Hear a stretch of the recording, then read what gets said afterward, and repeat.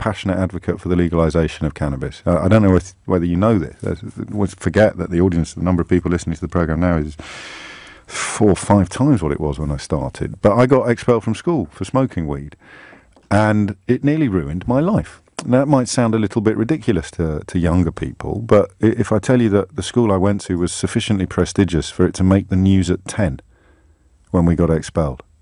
I don't think it was in the Bongs that we used to have when Sir Trevor was there, but it made the news at 10 because the school I was at is newsworthy.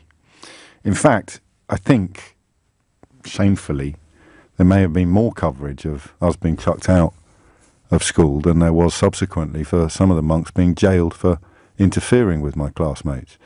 But that's a conversation for a different day. That's where it came from. So I didn't want other children after me, or to be more selfish about it, I didn't want me, in a theoretical universe, to be ruined by that experience, you know, to be chucked out. Universities look again at your applications. You carry a sort of mark of Cain around with you, with your parents' friends. And it seemed ridiculous to me that something as innocuous as smoking cannabis could have such a deleterious effect upon your future and upon your life, you know?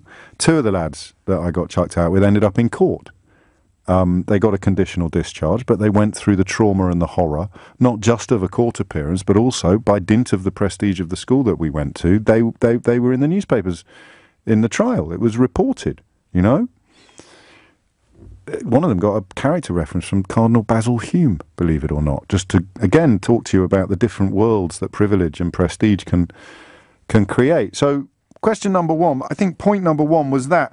And if I'm desperately honest, I think point number 2 was probably thinking I'd quite like to do it again, but I'm not going to do it again if it's illegal. So let's legalise it so I can get high again. That's not selfish necessarily, there's a sort of logic to it, but I'm nearly 50 now.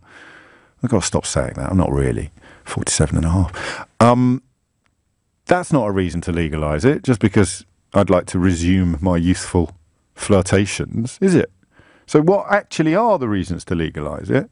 And then people make claims about health benefits, and they make claims about all sorts of positives and pluses. But people on the other side make all sorts of claims about negatives and minuses. So that is a real surprise. Sorry, I know that you don't think... that was an accidental pun on bongs, all right? I didn't know what I was doing there. Everyone's giving me huge credit for that gag, but I did completely accidental pun on bongs.